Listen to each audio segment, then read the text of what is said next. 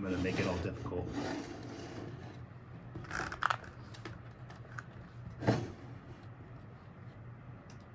Yep, okay, cool. Yeah, normally I do this because that way I can have more of like a full face look here. All right, now I clean this place up pretty nice in here. All the wires and everything. Ah, broke this thing already here, huh? Cool.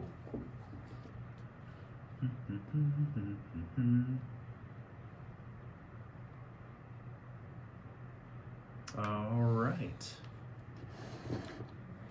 Let's do it. Cool.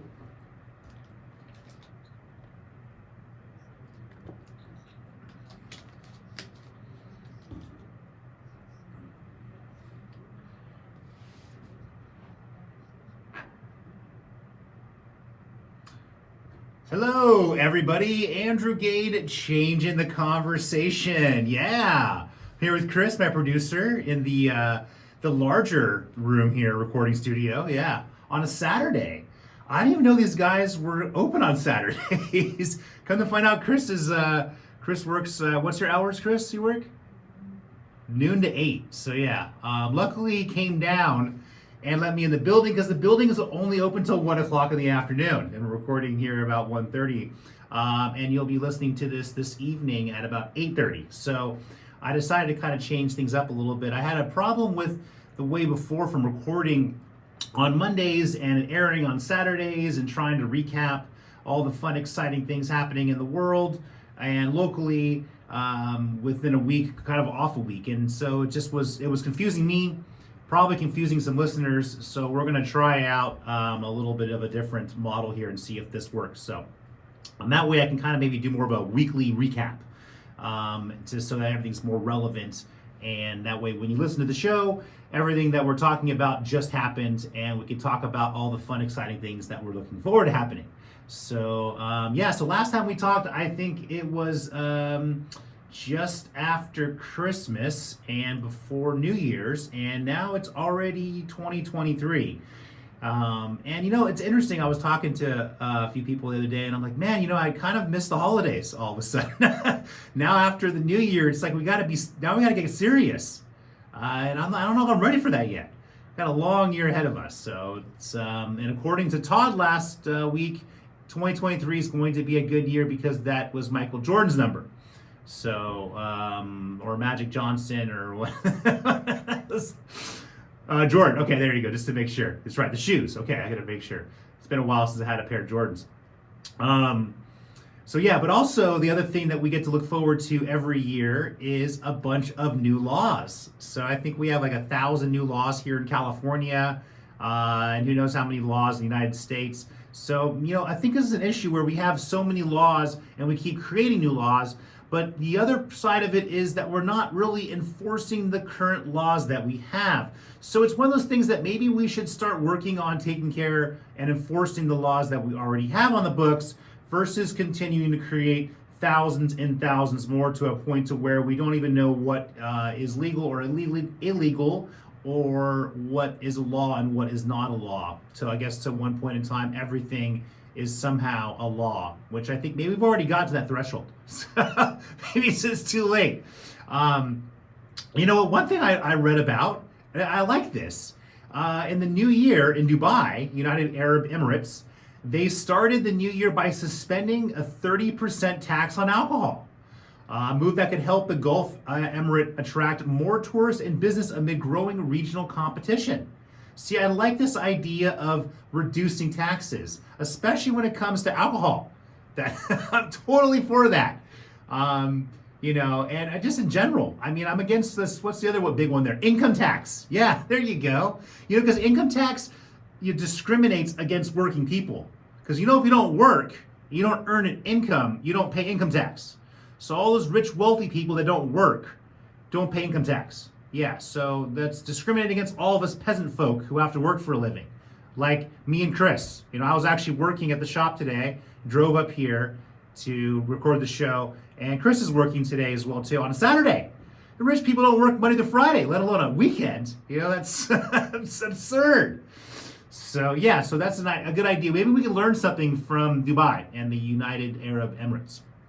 And getting closer to home here, I know everyone's been talking about how our president, Mr. Biden, hasn't made it to the border since he's been president. I guess they've been too busy on this witch hunt for January 6th. I saw some like 950 people have been charged or whatever. How many people were there? It's like every single person they've charged, I guess, too. So yeah, I guess that's still ongoing. We had our 2-year anniversary from that. But anyways, Joe Biden's been so busy doing other things and not taking care of our country and the border crisis that he's not gone to the border. For good reason, right? Out of sight, out of mind. Yeah, you just don't go look at it and it doesn't exist. But supposedly he is going to be visiting the U.S.-Mexico border here maybe next week. I don't know if he still makes it, if he still can be walking, if he's still walking by then. And I guess, again, his first time since taking office. Now, of course, this is going to be in connection with his meeting next week in Mexico City with leaders of Mexico and Canada. So just before this little meeting in Mexico City here next week, the Mexican government decided to go in and capture and detain Ovidio Guzman, the son of imprisoned drug lord Joaquin El Chapo Guzman. And this unleashed firefights that turned the northern city of Culiacan into a war zone with at least 30 people dead. So, here's an issue. This happened, of course, the Mexican administration captured him, of course, just a few days before Joe Biden is supposed to come visit. So I guess they're trying to say, hey, look at us, we're doing a good job, we're capturing these drug lords. And of course, this cartel, the Sinaloa cartel, is known for bringing fentanyl into the United States. And of course, that's one of the big issues we have right now, not only the immigration issue, but this issue we have with fentanyl coming across the border. Now, what's the problem here? So you go and you arrest this drug lord, quote unquote. Now, all of a sudden, the entire town of Culiacan is a war zone. You have all these people getting killed. They had to close down the airport. The cartel's shooting at airplanes and things like that, blowing up cars and buses and burning things in the streets. And a lot of people are dying, obviously, too. So what's the solution here? The solution is legalizing drugs. This cartel is a business. So they can be a legal business of, manufacturing and selling fentanyl if that's what they want to be doing or what to do. So, and then we can control it. So, heroin or a lot of these other drugs, a lot of drugs you get that you can get at the hospital or from a doctor are deadly. Oxycontin kills, tens of thousands or hundreds of thousands of people, and this is prescribed all the time. So remember, the key is, just like the argument with legalizing marijuana, is you have a legal means of getting the drugs and they're controlled and you make sure that you're getting something that's safe. So I don't understand why we don't move and legalize all these drugs. Then we can move away from these criminal elements and then we can solve the problem, because the war on drugs has been one of the largest failures in the United States, the United States government's the history of all the mistakes we made. I don't know if it added all up to all the wars and all the conflicts that we've gotten into, but it's been one of the hugest and most largest failures of our government. So we need to end this quote unquote war on drugs, and then of course we can make it legal. So that's how we solve the problem. But by thinking that we're going to go and arrest certain members from a cartel, there'll be new heads of the cartel. And when one cartel goes away, there'll be a new cartel to take its place almost immediately. So we're not solving any problems. We're only continuing to maintain the status quo. So there you go, guys. There's some solutions for you, because I know that we never talk about solving problems. At least, okay, not on this show we do, but out there in the mainstream media, they don't talk about solving problems, because again, remember, if the media solved problems, then the media wouldn't have something to talk about. See, I can't wait for the day that there's no problems to be solved, and I will gladly end my show. I will say, all right, guys, I throw the hat in. Everything's been solved. Nice to know you. And I'm going to go on and relax the rest of my life and live in peace and harmony. Yeah, so we'll all hold hands and sing Kumbaya or sing whatever people sing in heaven or something like that. I don't think it's going to happen anytime soon. So yeah, you guys are stuck with me for a while. And what else is going on here in our federal government here? Oh, that's right, because the Republicans now they have the majority in the House, And so I guess this Kevin McCarthy guy character over here took him 15 votes to make it to the speaker. I guess overcoming holdouts from his own ranks after a chaotic week that tested the new GOP majority's ability to govern. We're going to be in for a very interesting couple of years of probably getting very little of anything done in the government. See, this is the problem when you have the Republicans controlling the House and you have the Democrats controlling the Senate. It's called gridlock, yeah, and a lot of fighting. So I guess this McCarthy guy had to somehow, get more than a dozen conservative holdouts to become supporters. How exactly he did that, we may never find out, but I will tell you that means he probably had to make some deals with them. Say, all right, guys, well, what do you guys want? Okay, fine, I'll give it to you. So, yeah, that's the problem that we have in government, is that we can't get anything done. So it brings up the question again here, would solve this problem. If our federal government, our senators and our congressmen are elected officials, if they can't get anything done, they shouldn't have a job. We need to dissolve the system. The representation model is broken. We need to move to a local, sustainable, hyper-local level. We need to move to local control. We need to move away from this top-down and go to bottom-up, and we need to get rid of these corrupt government officials that we have. These arguably they're criminal, but more importantly, let us not even go that far. They're not doing their job. Okay? They have a pretty basic job to do. They're not doing it. Just like anyone else, if you're not doing your job, you get fired. So I think it should be pretty easy. So we should just cut them off, stop paying them, and then go back. And if you guys want to do your investigations, and we can liquidate all their assets, and we can redistribute those to hardworking, honest people in local communities. And just like, at one point in time, America didn't exist. So, when everyone says, well, it can't be done, Andrew, we can't go without having representatives, Andrew. And I said, actually, yeah, we can. There's nothing that we can't do. If we keep talking about how we can't do something, then that's all that's going to happen is nothing. We'll continue the problem. It's going to continue getting worse. The 41 years of my life, it's only gotten worse. And that's how it's going to continue to go. So, that's what we're going to have to work on, guys. We really have to rethink this idea of government. And why are we so scared? We don't trust these people. We argue all the time about them. Imagine how many fewer arguments we're going to have. All of a sudden now we no longer have a Republican or Democratic Party. We make the parties illegal. Guess what? No more partisanship. And this idea that somehow a third party is ever going to be able to gain enough control or enough power to make anything work is absolutely. It's unfathomable. It's impossible. It's not going to happen. That to me is a distraction, saying, oh, we need to create another party, a third party, and then a fourth party and five parties, and then we turn into Europe. But that's the very country that we were trying to get away from and be different from when we created this country called America, United States. So anyways, guys, we're going to take a short little break here. Catch you on the flip side with some more fun and exciting content.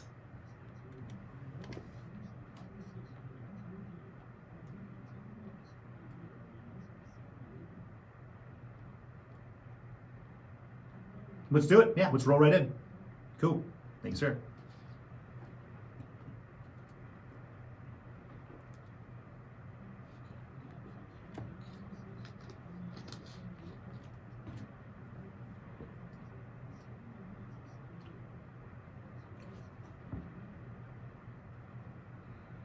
Yes. Hey, there you guys are. All right. Yeah. Woo. All right. Since we talked a bunch of crap about America, let's get into talk crap about someone else here. All right.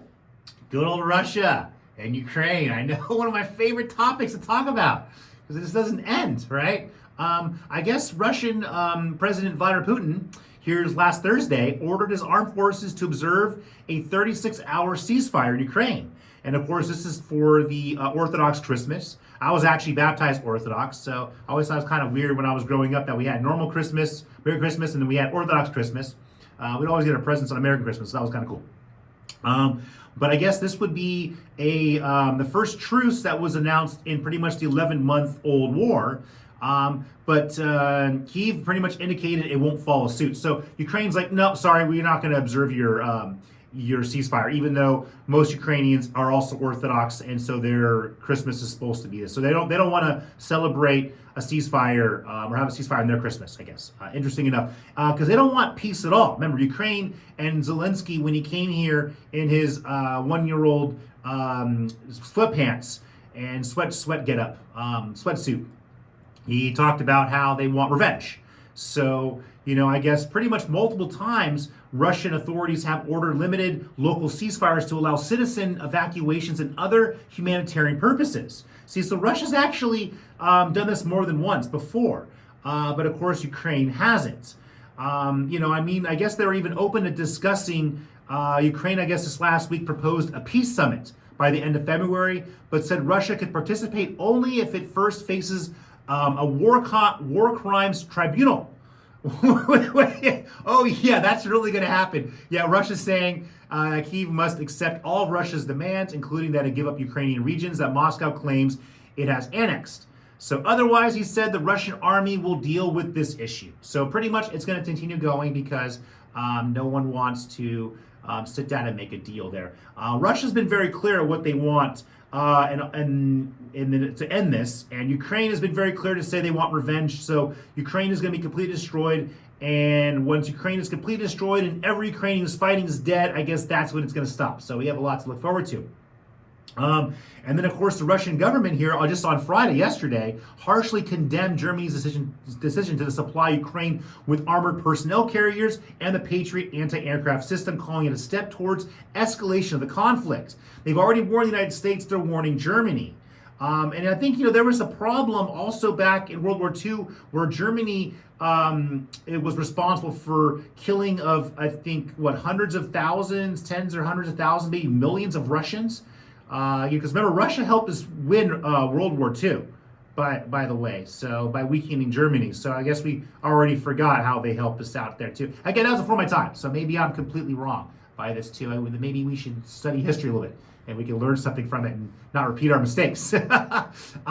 Mistakes. Interesting here. I've mentioned this situation with natural gas, right? So I guess wholesale price of natural gas here just in the last month have pretty much over doubled. So SDG&E was telling everyone, hey, your gas bill is going to go up. See this, I read that as exactly the same time that I'm reading that Finland is getting a floating LNG terminal that will replace gas imports that Russia cut off amid the war in Ukraine. I guess it's Accelerate Energy, owned by a U.S. company, will ensure future availability of gas in Finland, replacing supplies earlier imported from Russia. So guys, here's basic Econ 101. It's called supply and demand. So do you find it kind of interesting how our natural gas prices are skyrocketing at the same time where United U.S. corporations are selling natural gas to Europe? Interesting. So these natural gas, these gas oil companies are profiting off of the war in Ukraine at the expense of Americans. Remember, so as Americans, we're allowing these corporations to extract our resources, sell them overseas, reducing the supply, and then in essence costing us twice as much. Interesting. Wow. Why does the news not talk about that stuff right there? Okay, that's kind of interesting, and I think it's very important. I think as we move forward here in the future, we should no longer allow these companies to be able to extract our resources and sell them at a profit. We should keep our resources here in America, and we should supply them to Americans at cost. Yeah, there you go. That would be huge. A huge benefit to Americans and a huge boost to our country. So again, guys, solving problems over here. Andrew Gate. Yeah, so maybe someone should take a note. So I write some notes down here. And what other funny stuff here? The banking system. So the whole crypto thing is collapsing. Back in the good old days, Great Depression. There was depositors with withdrawing cash in mass, pretty much amidst fears from banks, and that's what in essence caused the bank run and caused a lot of these banks to fail. And the kind of same thing is happening now with this cryptocurrency. Where everyone's freaking out, pulling their money out, and it's causing all these cryptocurrencies and crypto funds to collapse. And there's this Silvergate Capital, it's a San Diego-based lender that offers digital asset ventures. there, I guess they literally had, what was it here? It said the revelation that it recently survived an $8.1 billion drawdown on deposits. That's 70% of deposits. Even more severe than runs seen in the Depression. So, now of course they're worried about how this the run on cryptocurrencies and the collapse of cryptos is going to, move into the normal banking system and all the stuff like that too. And eventually, remember guys, because all of our investments are, can fluctuate, but not just fluctuate, but in essence, there's no really inherent value there with these quote unquote investments. So invest with the stock market, invest in companies, they can disappear. I mean, look at what happened to Tesla here this last year. I mean, their stock has collapsed, right? So nothing's changed. They're making more cars, they're selling more cars. The business itself is sound, but the share price has collapsed. So a lot of people that invest a lot of money have lost a lot of money, meaning that everyone can lose all their money. The majority of people can lose the majority of all their money if the stock market and stocks collapse. So that's a very real scenario that could very well happen.